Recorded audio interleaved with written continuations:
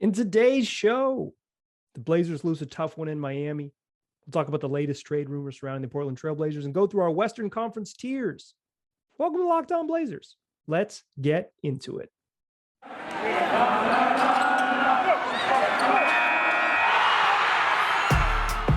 You are Locked On Trailblazers, your daily Portland Trailblazers podcast.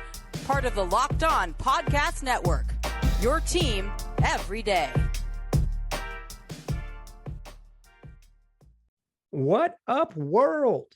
It's your past first point guard and Trailblazer reporter, Mike Richmond. You are listening to another episode of Locked On Blazers, part of the Locked On Podcast Network, available wherever you get podcasts and now also on YouTube. If you are listening to my voice, go subscribe to the YouTube channel. Just search Locked On Blazers and subscribe to the show. If you're watching on YouTube, smash that subscribe button. Also, thanks for making Locked On Blazers your first listen every day. It's the only daily Trailblazers podcast, free wherever you get podcasts and also on YouTube.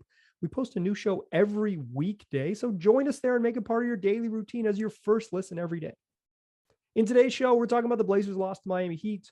We'll go through the Western Conference tiers, stacking up where all of the teams in the West fall now that the Blazers are on the edge of the play-in round, still hanging around. And then we'll close the show with the latest trade rumors. There's some sort of trade reporting out there in the world and involves the Portland Trail Blazers. And since we're edging towards the trade deadline, we'll talk about them. But first, we'll do what we do at this time, the fastest recap in the West. The Blazers lose 104-92 in Miami in, quite frankly, an entertaining game that the Blazers just ran out of steam, just got beat in the final 7 minutes. Portland led 26-23 after one because CJ McCollum had 13 points in the first quarter. He had 3 of 4 threes and 5 of his first 8 shots. Blazers down just 2 at halftime. The CJ and Anfernee Simons went to the bench. Heat ripped off an 18-2 run, but Ant and CJ came back to make it close. Heat led 58-56 at the break, and Anfernee Simons and CJ McCollum each had 20 in the first half. The problem is their teammates only had 16 points on a combined 5 of 18 shooting. Yikes. But Portland didn't go away in the third quarter, up 80-78 heading into the final frame, and they were right there in it, tied at 87 with 6 minutes and 57 seconds left. Tie ball game, 7 minutes to go, crunch time. CJ McCollum back on the floor, Anfernee Simons back on the floor, and the Heat just turned it up to a level the Blazers didn't have. The Heat closed the game on a 17-5 run led by Bam Adebayo, who had 10 points, 5 boards, 1 assist, 1 steal, and 2 blocks in the final 7 minutes. A monster game, a masterclass.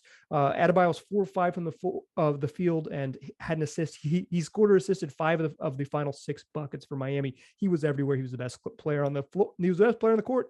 That's the reason they won. That's your fastest recap in the West. Heat win 104-92 in Miami. Blazers fall to 4-15 on the road. Like I said, Anfernee Simons, 20 points in the first half, just 7 after halftime, and one of them came in the final minute. So really 5 points in kind of the run of play when the game was still contested in the second half. He finished with 27 and 7 assists. CJ McCollum just 4 points after halftime, 11 total. They combined for 40 in the first half and just 11 after halftime. McCollum, 24 points, 3 boards, 4 assists, added 2 steals. They were really good. Yusuf Nurkic, 18 points, 14 rebounds, 2 assists. Nurk played valiantly. He had some moments where he struggled, but I think this was a good Nurk game. Had some foul trouble. Otherwise, probably would have been an even more monster game. He continues to be sort of a reliable producer in this for this team. They're getting good Nurk on most nights. Nazir Little only played 12 minutes, did not return after halftime with what the team was calling a bone bruise on his knee, a contusion on his patellar. He did not play after halftime, and quite frankly, the Blazers missed him. Robert Covington, 11 points, 12 boards, a double-double for Rocco. The Miami Heat playing this game without Kyle Lowry, who's out for personal reasons, without Tyler Hero, and then lost Jimmy Butler with 2 minutes and 28 seconds in the second quarter, just before halftime. Butler scored. It was just the second basket of the game, and then he got right in the referee's face and said, "Call an MFing foul." I believe I was watching on TV, but he definitely said a bad word, right? It screamed in the ref's face. He got a first tech from the ref he was yelling at, and then another ref came in and gave him a second tech, and he was immediately ejected. The second straight Heat game where one of their star players has been ejected right before halftime. The Kyle Lowry ejection in the home game against the Blazers a couple weeks ago was outrageous and stupid. This one was Jimmy kind of overstepped the lines. I would have liked it not to have been an ejection just because like it's more fun when good players play basketball, but he certainly towed the line of more than one tech. And when you tow that line of more than one tech, sometimes you get ejected, and he did. So the Heat, without three of their four best players, they're just tough as nails. It's who the Heat are. They got 26 off the bench from Cody Martin, 26 and 8 boards. He was really good, 8 of 12 from the floor. Bam Adebayo, all of his production in the final 7 minutes, basically. He finished with 10 and 11 with 4 assists and 5 steals, go with 3 blocks, filled out the box score. But again, 10, 5, 1, 1, 2 in the final 7 minutes. In the first 25 minutes he was on the court, he basically half a game. Final 10 minutes, he put it all together. Max Strus does what he does, came off the bench, hit 4 threes, finished with 15 for Miami, and Dwayne Dedman, 12 points off the bench as well to go with 8 boards. The Heat overwhelmed the Blazers due to their lack of size. When the Stars were in there, the Blazers were kind of fine. Simons and McCollum each posted a +6 in the game. The Blazers ended up losing by 12. That means when those gentlemen are on the bench, they didn't have all of their minutes matched up, but when CJ was on the bench for his 15 minutes, the Blazers outscored by 12. They played most of their minutes together except for the final about 3 or so minutes of the first half, and then a little bit in the fourth quarter. Like this was they mostly rode their guys. CJ played 33 minutes. I think they're trying not to run him back and play him a bunch. Ant played 38. And when they didn't have those two gentlemen on the floor, the Blazers, just like their lack of depth was exposed. The Heat are a dominant defensive team. The Blazers got just 12 points from their bench, and 10 points from their bench. And the Heat just had, they had monster nights. 26 from Martin, 12 from Dedman, 5 from Kyle Guy, 15 from Kyle Strus. That's, let me do the math real quick. It's 46, 58, 10. Like, you're just going to lose most of those games. 58-12. I did the math wrong. 58-12 because Tony Snell had a 3. But 58-12 off the bench. Like, that's your ball game. Stars are going to be stars, and Bam Adebayo definitely won this game, but the Heat were able to close with some of their bench guys, with Martin and Strus on the court. They were able to make up for not having their, 6-man of the year front runner, Tyler Hero, and not having Lowry, because they're just tough as nails. In the final 7 minutes, they ratcheted up to a level of defense the Blazers couldn't match. They couldn't produce against. A couple times I thought CJ McCollum over dribbled in those situations, but also the Blazers went 3 of 20 from 3. I mean, you just, in the second half, like you missed 17 3-pointers after halftime, you're going to lose the game. It's just, sometimes it's as simple as that. I thought what we saw there in the final 7 minutes was a really good team taking it to that sort of next level, to say like, okay, time to win, tied at 87 with 7 minutes left, time to win. And they were able to tap into something, particularly their connectiveness on defense. Like the Heat are just really freaking good on that end. And the Blazers they didn't have that level. And when it wasn't Ant and it wasn't CJ, there's just not another score. Like, could have used some slashing from Nas to make things a little harder. It's hard to force feed Nurk like that, particularly against a matchup like Bam Adebayo, and Nurk had some foul trouble. So again, you just don't want to dump him into the post and let him offensive foul his way out of the game. In many ways, I've called it before, this was a talent game. The Blazers got to the final 7 minutes and ran out of talent. The Heat showed why they're a team that could conceivably win an NBA title, and the Blazers are not that, and not particularly close to being that. I don't think there's big takeaways from this game. Ant really good, played well next to CJ. You want to see that. CJ McCollum really good. The Blazers, as just don't, they don't have a ton of depth. That's who they are. If Trendon Watford, who was kind of fine in this game, but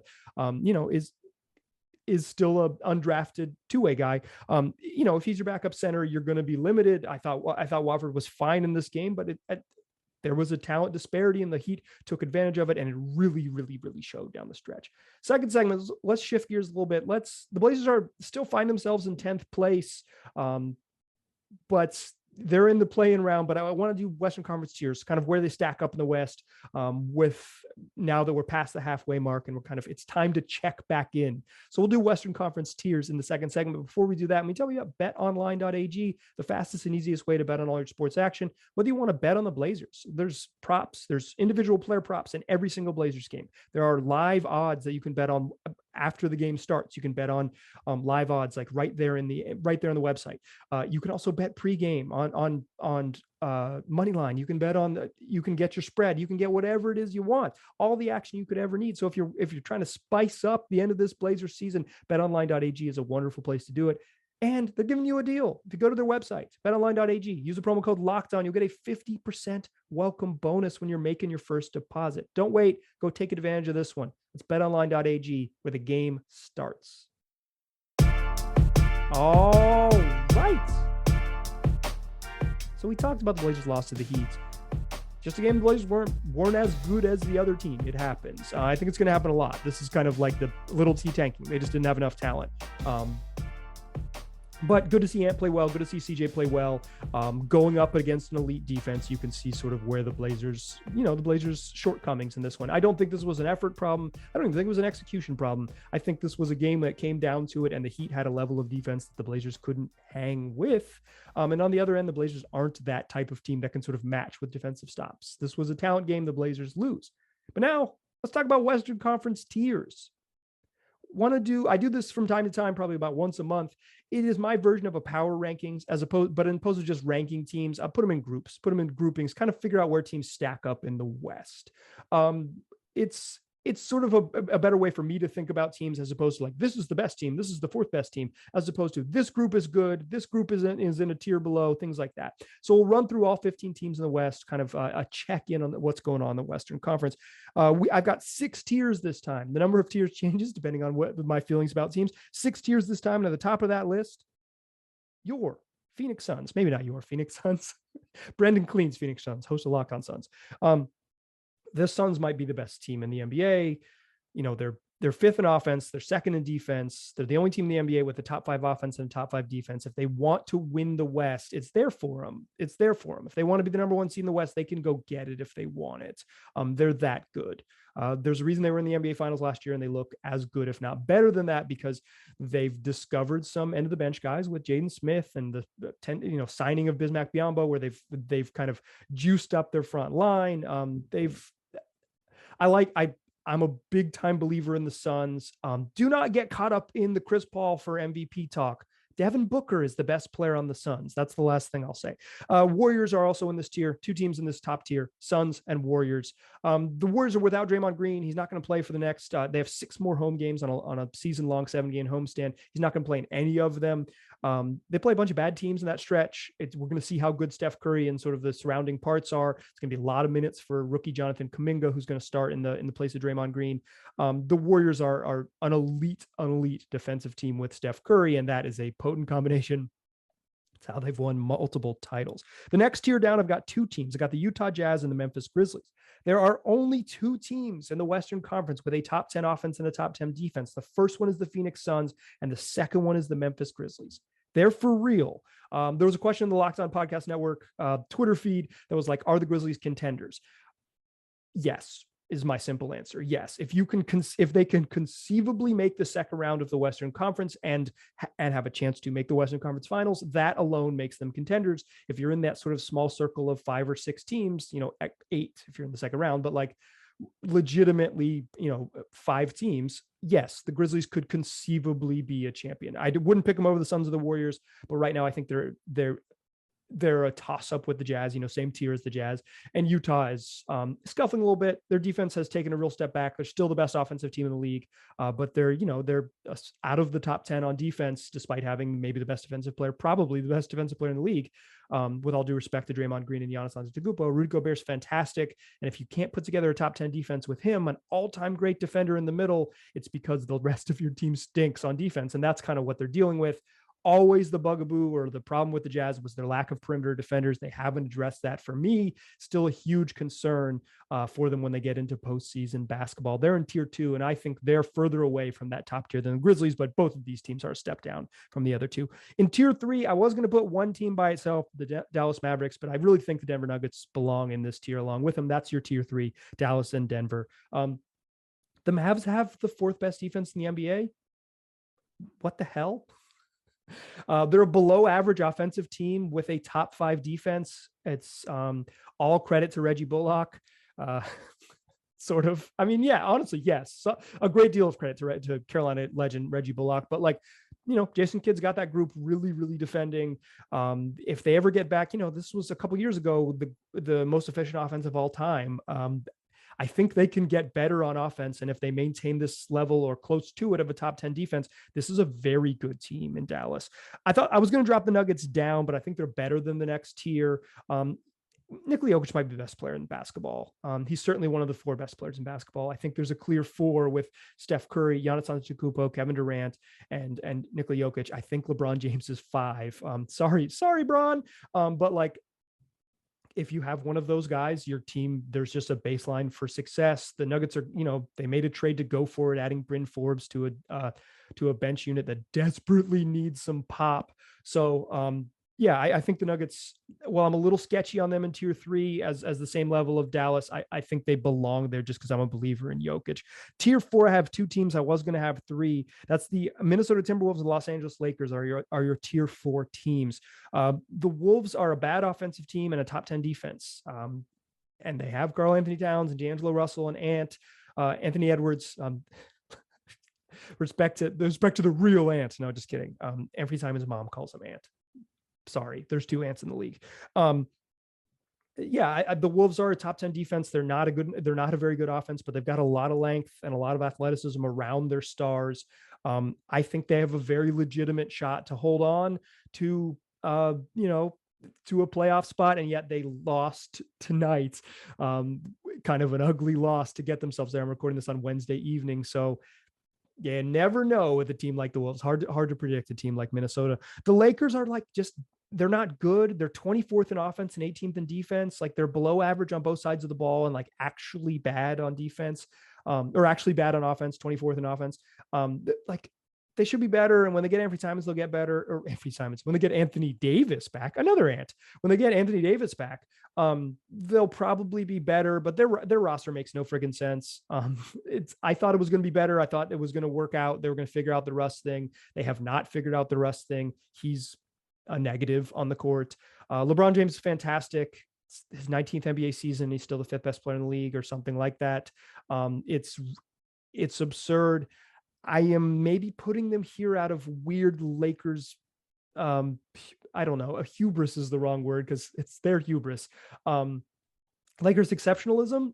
Maybe I have them in the wrong spots, but I think these 2 teams are better than the next group, and that's tier 5. And I got a big group in tier 5. That's the Los Angeles Clippers, Portland Trail Blazers, Sacramento Kings, San Antonio Spurs, and New Orleans Pelicans. I think the top 6, Suns, Warriors, Jazz, Grizzlies, Mavs, Nuggets, I think those are your 6 teams that avoid the play-in.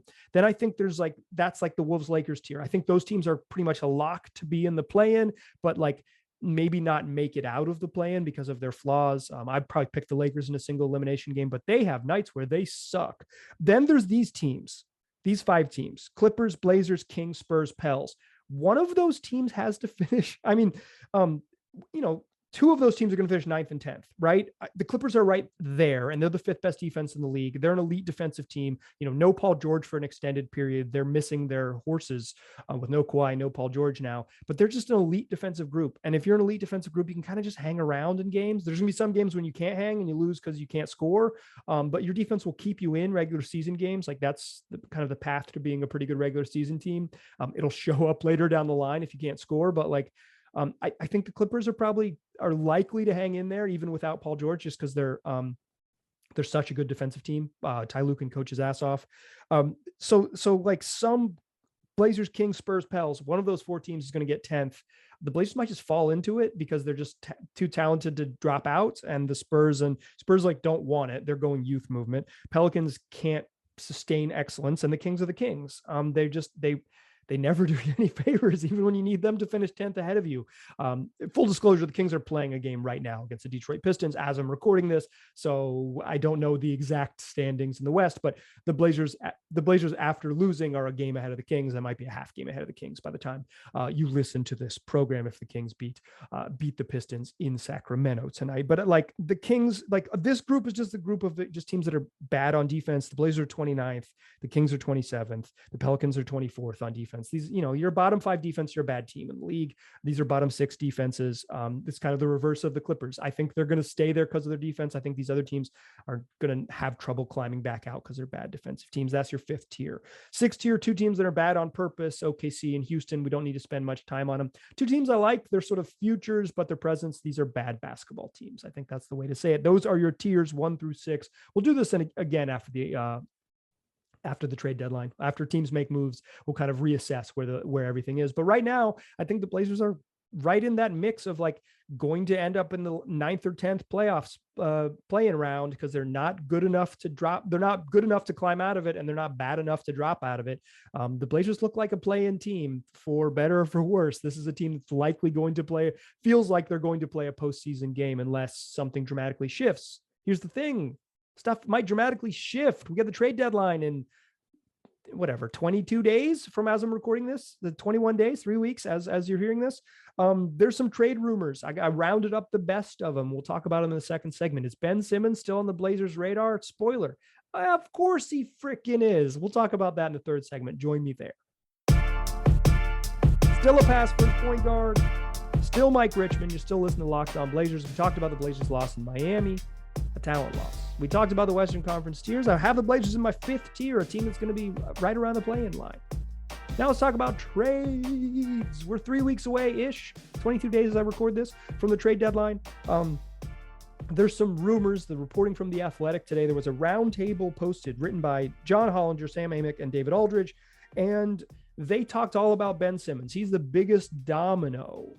And they believe that the Simmons to Sacramento was a likely landing spot, because the Kings can put together something that's relatively appealing. They can make the money work.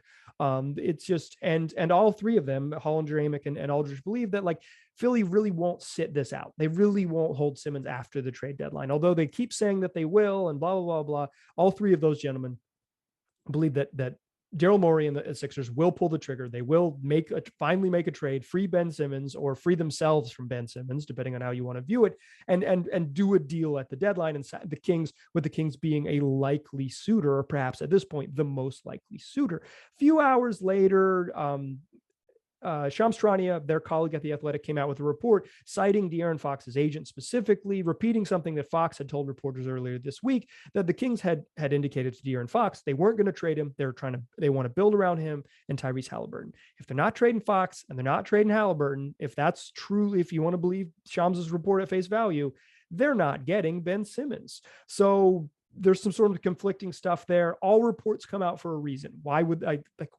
those reports come out? I think is why you need to ask yourself.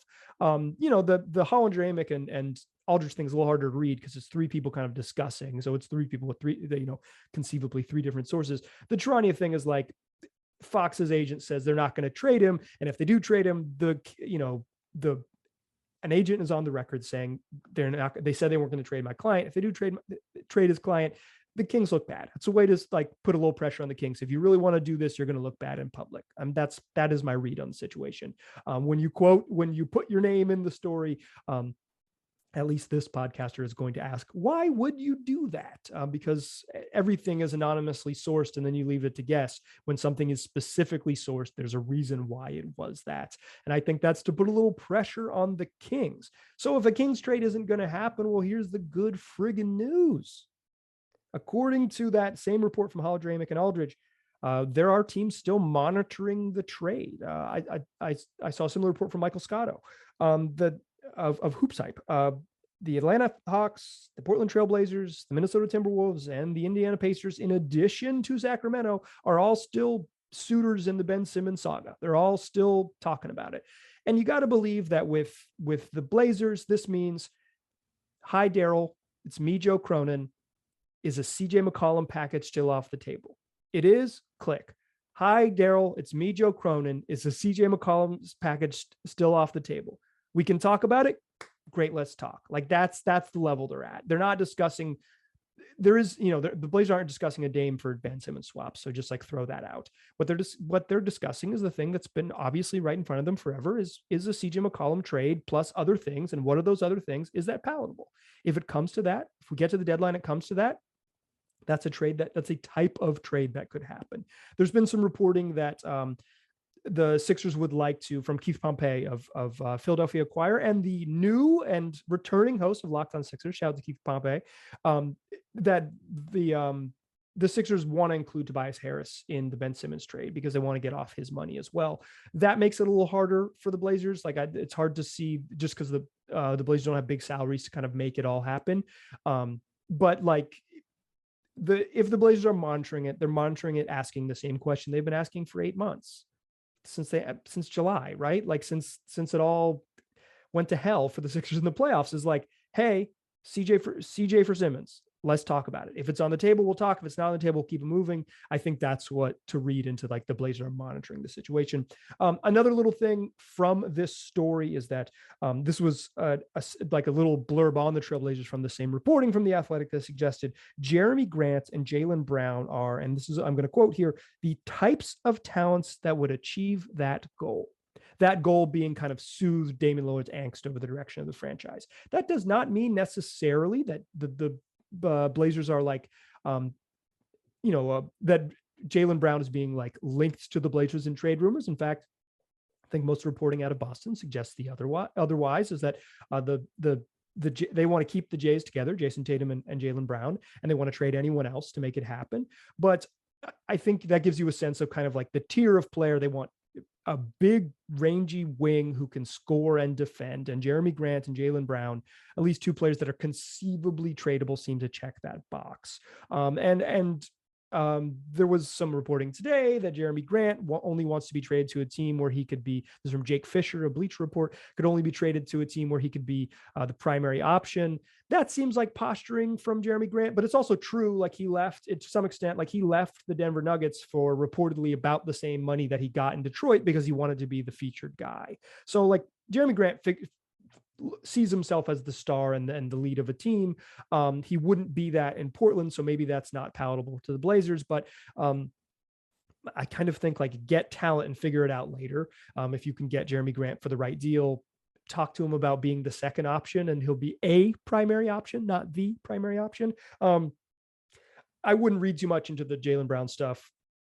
Hard to imagine the Blazers have a package that's appealing to Boston. Like you think about it, if it's like CJ McCollum, Anfernee Simons, does that appeal to Boston? I kind of think no. They don't have picks to trade because they still owe a lottery protected pick to the Chicago Bulls until 2028. So the Blazers won't have be able to make those. They can't really trade first round picks now at the deadline. That's not ammo that they have in their quiver.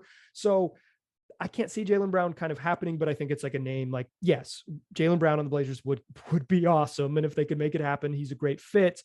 He also has the same representation as Damian Lillard. So make of that what you will.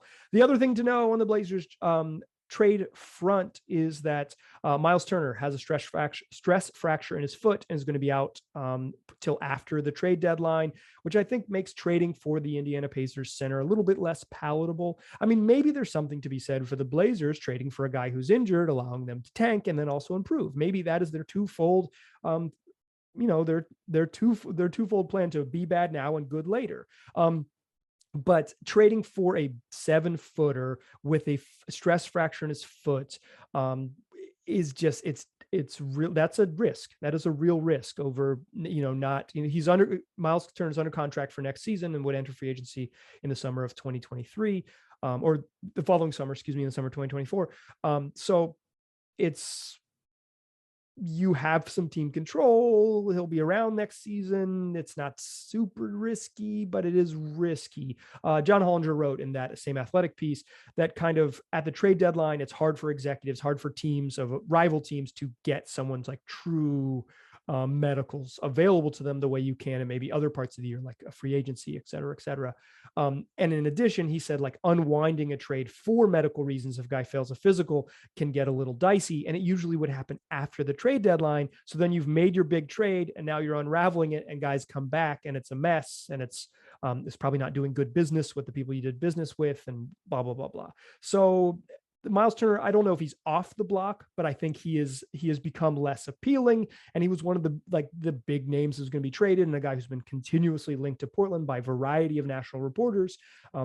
Jake Fisher, The Athletic, Mark Stein, everybody has linked Myles Turner to the Blazers because it's just kind of an obvious fit if the Blazers were going to make a move, etc.